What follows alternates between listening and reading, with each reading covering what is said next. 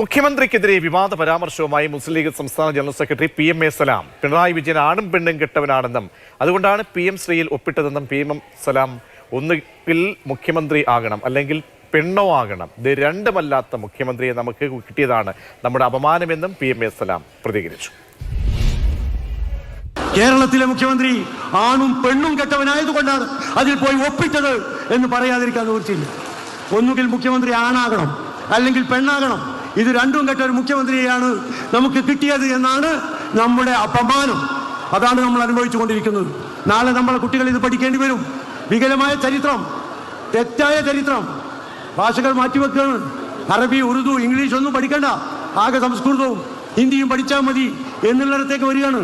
പിഞ്ചു പ്രായത്തിൽ ചെറിയ കുട്ടികളെ പോലും അവരുടെ മതത്തെക്കുറിച്ചും അവരുടെ വിശ്വാസത്തെക്കുറിച്ചും അറിയാത്തൊരു വിദ്യാഭ്യാസം നൽകാനുള്ള ശ്രമങ്ങൾ നടന്നുകൊണ്ടിരിക്കുന്നു.